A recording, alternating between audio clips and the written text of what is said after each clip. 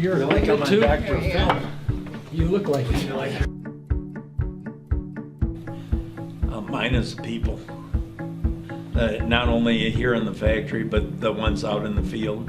A bunch of brochures had people like Mike buy them, and my daughter putting labels on very simple brochures on the living room floor at night. Gave them a penny apiece. And basically we threw as much stuff against the wall as we could, and some of it stuck.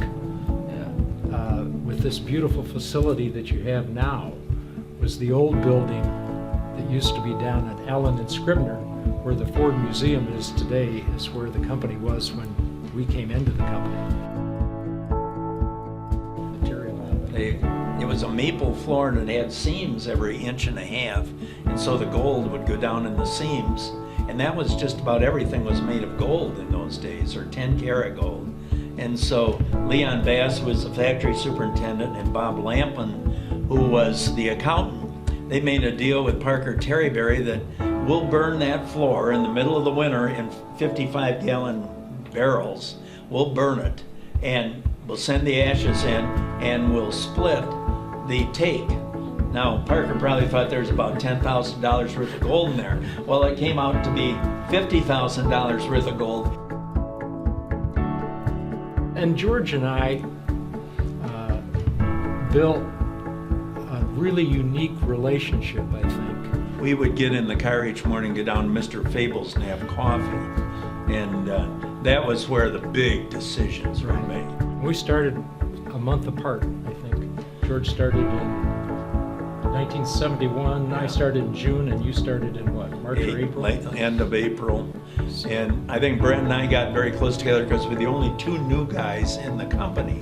It's a real credit to Mike and to Dave, what they've done with the business since we left 14 or 15 years. And it's also a credit to them in the sense of the employees that are still here that we recognize and that they recognize when you walk through the factory and you see Randy sitting there, David there, and you think, oh my gosh. We built some really great relationships with our salespeople and the people that worked in the factory at the time, and many of whom were here for 40 years plus, and the same's true today. So it was really a relationship business, relationship with customers, our employees, our salespeople, and our partners. We had a lot of partners.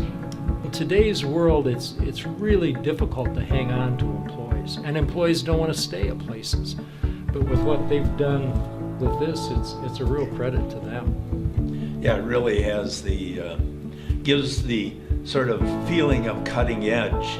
Like I said, it's hard to recognize. I don't think I could get hired today. I'm not sure. I wouldn't have the skills to. No, for sure.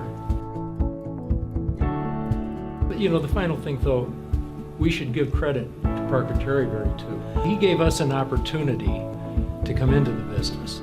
He had really created the business from his father and had developed it to a point where he was prolific as a class ring salesman, and you know, was a pretty neat guy. Yeah, at 60 plus years old, he was still personally taking over 12,000 ring orders a year, sizing every hand, delivering it afterwards. 12,000. Continue to take care of your customers and your employees. If you do those two things, you're going to be pretty successful. And I think the management today, Mike and Dave and their team, are doing that. I mean, you can't enjoy the kind of success that they have and have taken it to a level far beyond where we were without taking care of your employees and without taking care of your customers. For me, running a family business it's interesting, right? So Brent talks about the upstairs of the old factory, and that's like, I guess it's all I've ever known. So I don't have a lot to compare it to, but I just feel real fortunate to be involved and to continue a tradition, right? And we were within an hour of signing an agreement with a firm to sell the business, and Mike said, "No, I really think I want to do this." And George said, "You know, we're not going to sell it." So the idea was he went out and traveled every week with a different salesperson. Because by then we had about 13 or 14, I think. Oh, that's a great question. So a lot. Yeah. I think dealing with people, for sure, is a big part of it. And work, that's what my father did. And so, if you wanted to be part of that, you got up and went to work. We went to hire Dave, you know, so I always saw the great relationship that Brent and George had. Somebody to be my other half of the Brent and George. I don't know which half I am, but and so like the best thing ever was convincing Dave to come work at Terryberry. And the hundreds of thousands of employees that we've helped through our systems and processes to become more engaged with their companies. But it's not just that, it's the changes to how we've gone about that have changed over the years, oftentimes in advance of the actual changes in the demographics of the workforce. You know, I think that's something where Mike's vision has always come into play. Things like give were just conceptual until he put them into reality. The company's always had a great reputation.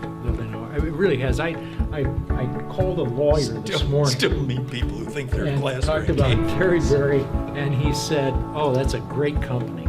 But I think knowing the transitions that the organization had been through over its history allows you to continue to want to make those transitions going forward, and to know that it'll be a different company 20 years from now than it is today, relying on great people, great relationships with our customers, the skill sets that we have. We've been so fortunate to have so many great people that in so many different roles. I think the passion that we have for the industry comes through pretty much every day. Mm-hmm. It's a great day in the employee recognition. It's a great day in the employee recognition business. It is. And are you ever going to tell anybody who Recognition Man is? He's in all of us. He's in all of our hearts, right there. Recognition Man, what do you do here?